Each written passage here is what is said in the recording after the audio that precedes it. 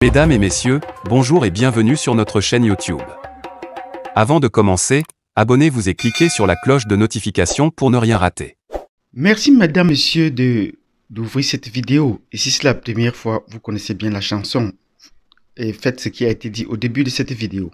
Aujourd'hui, nous allons dire bravo au nouveau colonel de la Guinée. Nous disons bravo à monsieur Doumbouya, au colonel Doumbouya. Bravo pour les premières mesures qu'il a prises et c'est de cela qui sera question dans cette vidéo. Donc nous allons parler aujourd'hui de la Guinée.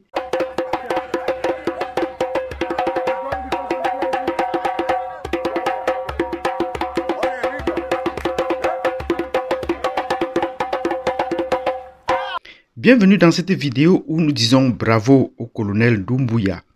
Bravo parce qu'il a déjà eu jusqu'à présent à inscrire son nom dans la liste des hommes qui ont rêvé, qui ont donné la fierté aux jeunes Africains et à l'Afrique. Oui, bravo. Malgré nos doutes et nos hésitations sur la suite, mais pour le moment, nous disons bravo. Et le premier bravo va également se doubler d'une félicitation. Parce que avoir le courage de faire tomber son maître, ce n'est pas donné à n'importe qui, surtout quand le peuple se plaint. Et cela s'est traduit par la liesse populaire qu'on a vu déferler dans les rues de Conakry et des autres villes du pays. Parce que là, on venait de faire tomber un menteur, un dictateur qui faisait des choses à sa guise et qui se prenait déjà pour le roi, mais ne faisait pas avancer les programmes économiques et de développement qu'il avait tant crié ou promis à la population. Et les personnes qui se sont réjouies, ce ne sont pas seulement les populations les plus basses de la Guinée, mais c'est même également son principal opposant qui se réjouit. Celui d'Alain Diallo se réjouit de cette chute, parce que là, c'était un mandat de trop et qui avait déjà été très contesté depuis la première réélection et qui continue à se poursuivre, mais qu'on ne sentait pas les changements, tant sur le plan économique et sur le plan social, c'est que les populations attendent. Et pire encore, sur le plan politique, il y avait encore beaucoup de choses à reprocher à cet homme. Donc aujourd'hui qu'il est tombé, nous disons bravo au colonel Doumbouya qui a pu faire tomber son maître. Et le hic vient du fait que son parcours précédent nous inquiète. Son parcours précédent parce que c'est un légionnaire français.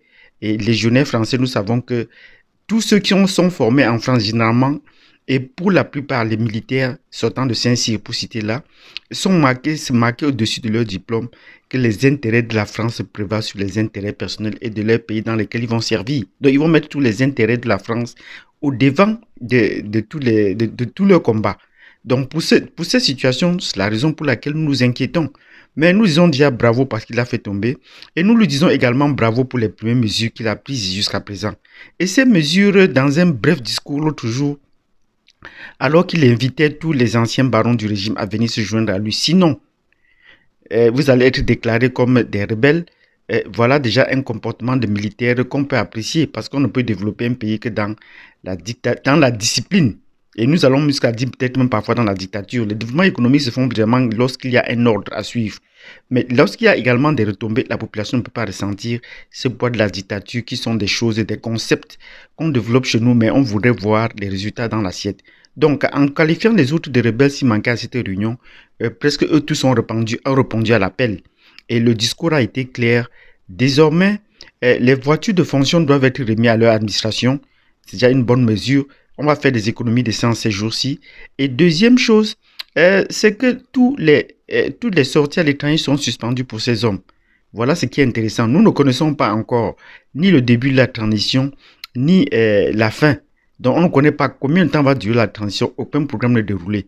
Mais pour le moment, nous apprécions déjà cette façon d'agir, cette façon de mettre tout le monde au calme et au travail. En attendant sur les nouvelles qu'on doit publier, les nouvelles forces qu'on doit publier et les gains qui vont s'en suivre.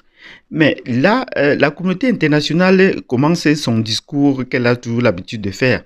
Alors qu'il n'y a même pas de constitution, on appelle à l'ordre constitutionnel. De quelle constitution est-ce que la communauté internationale et les institutions de l'Union africaine parlent ou de la CEDEAO? De quelle institution est-ce qu'ils parlent?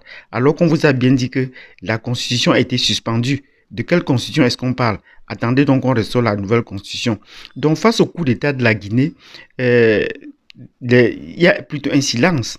C'est plutôt un silence qui se fait là, contrairement ou par rapport à ce qui s'est passé au Mali, où on a crié sur tous les toits. Et c'est ça qui nous inquiète parce que, généralement, quand la France n'est pas d'accord avec un coup d'État, elle fait comme au Mali, où elle réagit un peu plus durement comme en République centrafricaine. Bon, pour ce cas, c'est ce que nous allons voir. Nous acclamons déjà cela, ce premier succès, mais nous attendons la suite, même comme on reste les bras croisés, parce que tout compte fait, on pourrait peut-être faire revenir la Guinée dans le franc CFA malgré toutes ces mesures-là. Merci si vous avez apprécié cette vidéo dans laquelle nous avons dit bravo au colonel Doumbouya avec tous les aspects, les indices qu'il donne jusqu'à présent. Et nous sommes fiers de lui pour la joie qu'il nous a donné pour ce petit moment de répit.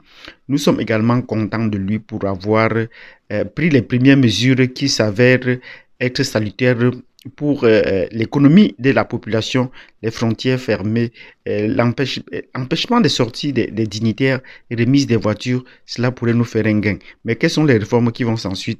Bon, nous verrons cela dans une prochaine vidéo. Merci et nous vous donnons rendez-vous à la prochaine vidéo.